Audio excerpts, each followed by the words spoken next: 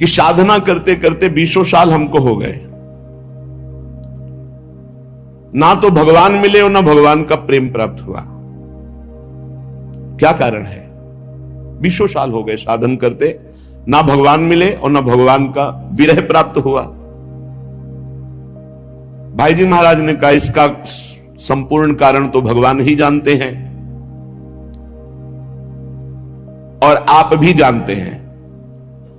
उत्तर दिया कि संपूर्ण कारण तो श्री भगवान जानते हैं और भगवान के ना मिलने का, प्रेम ना प्रकट होने का आप भी कारण जानते हैं। भाई जी ने पूछा ईमानदारी से बताना कि भगवान ना मिलने का आपको दुख है? भगवान के प्रेम की प्राप्ति या भगवत साक्षात्कार ना होने पर 20 साल हो गए, आपको दुख हुआ इस बात का? बोले कभी कभी थोड़ा मन उदास हो जाता है। भाई जी महाराज ने कहा कि थोड़ा थोड़ा उदास हो जाता है, लेकिन आप बताइए यदि 20 साल से आप व्यापार में बराबर घाटा प्राप्त करते रहते तो क्या आप ऐसा उत्तर देते कि थोड़ा थोड़ा कभी मन उदास हो जाता है? आपकी हालत क्या होती कि 20 साल से आप व्यापार कर रहे हो, घाटे पे घाटा होता चला जा रहा है, आपकी हालत क्या होती? बोले बेचैन हो जाता, जीना मुश्किल हो जाता। तो बोले ऐसा जीना मुश्किल हुआ आपको? 20 साल से आपको घाटा हो रहा है, भगवत प्राप्ति, भगवत प्रेम प्राप्ति नहीं हो रही और आप आनंद से जीवन व्यतीत कर रहे हैं, आपको बेचैनी है? तो उनका ईमानदारी से वैसी कोई बेचैनी नहीं। बोले तुम सच्चे व्यक्ति हो, ठीक ठीक बता दिए। जब संसार की व्यापार में घाटा होने पर जो बेचैनी होती है वो आपके भगवत प्राप्ति या प्रेम प्राप्ति ना होने पर बेचैनी नहीं हो रही, तो इसमें भगवान का क्या दोष है? भगवान के अंदर कोई चाह नहीं है। कई बार सत्संग में सुन चुके हैं, आपकी चाह ही भगवान के अंदर चाह बनती है आपसे मिलने की। आप जितना विकल होंगे उतने वो विकल हो जाएंगे आपसे मिलने के लिए। भगवान अमना है, आपका मन ही वहां जाकर भगवान का मन बनता है और भगवान के मन के अंदर आपसे मिलने की चाह पैदा, वो अमना है, वो अचाह है, वो पूर्ण काम है। चाह हमारे अंदर पैदा हुई नहीं कि प्रभु के अंदर चाह पैदा हो जाएगी हमसे मिलने के लिए। सज्जन ने कहा कि जो प्रश्न करता थे कि कई बार आपसे सुना है कि भगवत प्राप्ति बड़ी सरल है, भगवत प्राप्ति बड़ी सुलभ है, परंतु मुझे लगता है कि जिंदगी में अगर कोई कठिन काम है तो भगवत प्राप्ति है। तो भाई जी महाराज ने कहा भैया भगवान का मिलना बहुत सुलभ है। भगवान किसी कर्म के फल से नहीं मिलते कि ये कर्म किया तो इसका फल हुआ भगवत प्राप्ति। भगवान चाह से मिलते हैं, व्याकुलता से मिलते हैं, रुदन से मिलते हैं। ये सारे कर्म इसलिए कहे जाते हैं कि तुमसे पाप कर्म ना बने, और जब पवित्र हृदय होगा तो भगवत प्राप्ति के मिलन की चाह प्रकट हो जाएगी, रोना आ जाएगा। भगवान मिलते हैं रुदन से, चाह से, व्याकुलता से, लालसा से। संसार के जितने भोग पदार्थ, अवस्था, स्थितियां, प्राणी, ये सब कर्म से मिलते हैं।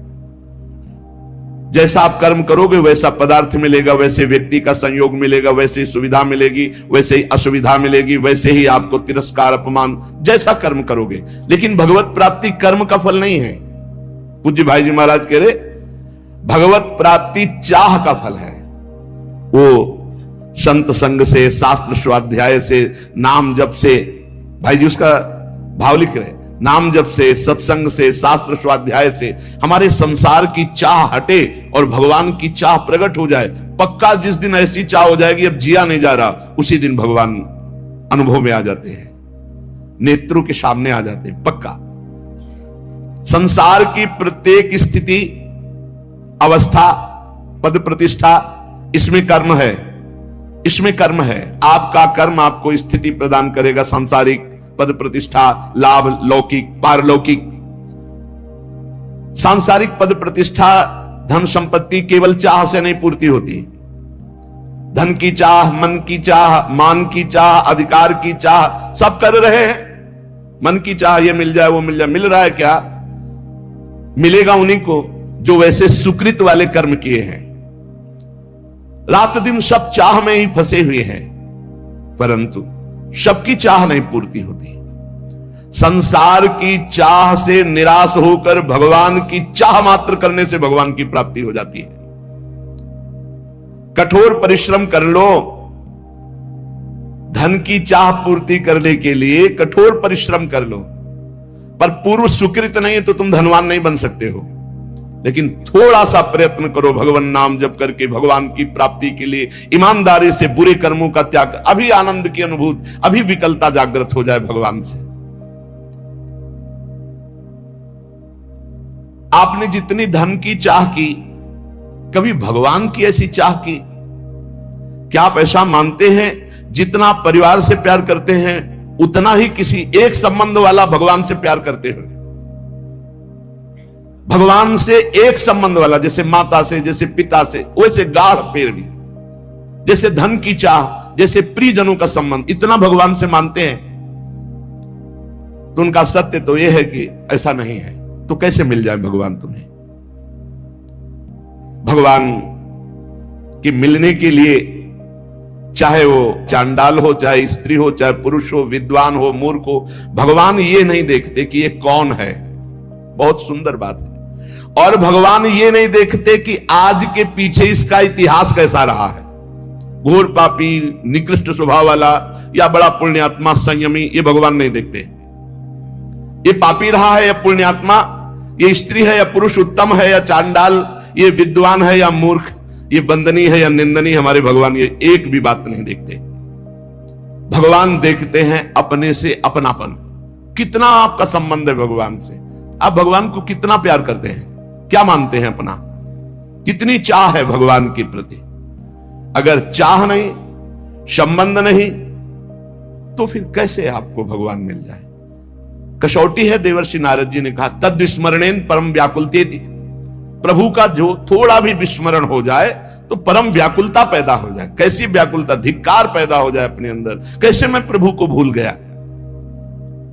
किसी कारणवश आभास हो गया कि 1 मिनट निकल गया, अभी नाम नहीं जला। अब वो बहुत, अब कौन सी ऐसी कीमती वस्तु है, कौन सा ऐसा सुख है जिसके कारण मैंने अपने प्रभु का विस्मरण कर दिया? वो बड़ा धिक्कार पैदा करता है। तद विस्मरणेन परम व्याकुल, कसौटी है। आप देखो कितनी देर आप विस्मरण बर्दाश्त कर देते हैं। अव्यर्थ कालत्वम, ये भक्त का लक्षण है।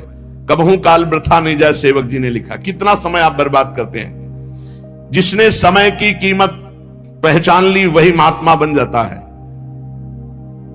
कुछ लोग तो समय काटते हैं व्यर्थ के कार्यों में, मोबाइल में गेम, संसारिक वार्ता, ताश, ये वो।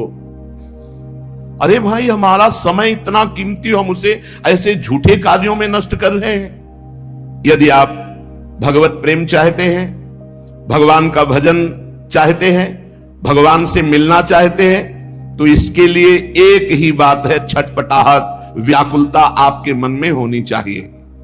अगर नहीं होती है, आप भगवान को नहीं चाहते हैं, भगवान के लिए रुदन हृदय से नहीं करते हैं, तो सीधी बात है, आपको भगवान नहीं मिलेंगे। क्योंकि भगवान चाह, जिसके हृदय में व्याकुलता, उससे भगवान मिलते हैं।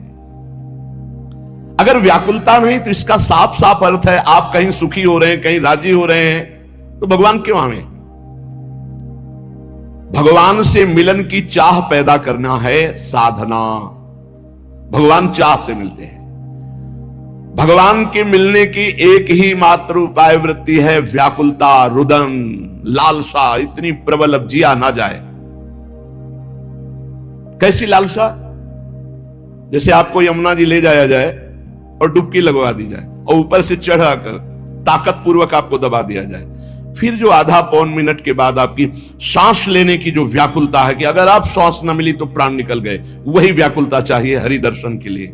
अगर अब हरि नहीं मिले तो अब जिया नहीं जाएगा। तो उसी तासा माविन, उसी समय भगवान का साक्षात्कार हो जाता है। भगवान को प्राप्त करने की अनन्य उत्कट चाह जिसके मन में पैदा हो जाए, उसके लिए किसी विधि विधान की आवश्यकता नहीं है। जैसे शास्त्रों में वर्णन आया है, संतों ने कहा इतना लाख जप करो तो भगवान का दर्शन हो जाएगा, ये शास्त्रीय बातें ठीक है भाई जी महाराज का, लेकिन इतने लाख संख्या में भगवान को खरीद लोगे, ऐसी बात नहीं है। भगवान संख्या से नहीं मिलने वाले, भगवान संख्या से नहीं खरीदे जा सकते, तपस्या से नहीं खरीदे जा सकते, व्रत से नहीं खरीदे जा सकते, संयम नियम से नहीं खरीदे जा सकते। भगवान किसी क्रिया के फल रूप नहीं है। भगवान को कोई बांध नहीं सकता इन नियम संयम व्रत उपवास तपस्या आज तक अगर कहीं कोई बांधा है तो प्रेमाधीन, भगवान प्रेम के अधीन बंधे हैं। भगवान मोल में खरीदे नहीं जा सकते। जब भजन करते करते हमारे अंदर चाह पैदा होती, रुदन पैदा होता है, उसी रुदन, उसी चाह, उसी व्याकुलता से भगवान व्याकुल हो जाते हैं और व्याकुल होकर उसे दर्शन देते हैं। प्रेम की चाह, भगवान के मिलन की चाह जब तीव्रतर से तीव्रतम अनन्य हो जाएगी, जहां दूसरी चाह नहीं, जहां दूसरी किसी व्यक्ति से प्रियता नहीं, सारा संसार उसके लिए शून्य में दिखाई दे रहा है, एकमात्र भगवान। बस भगवान की प्राप्ति की यही शुभ वेला है। देश काल पात्र के भेदभाव की कोई आवश्यकता नहीं। पात्र कौन है, देश कौन है, समय क्या है, इसका विचार भगवान नहीं करते। भगवान सार्वदेशिक, सार्वकालिक, सबके हैं। कब, कहां, कैसे, किसको मिल जाए, ये कोई निश्चय नहीं। भगवान की चाह अत्यंत आवश्यक है। साधक की साधना केवल चाह पैदा करने के लिए है।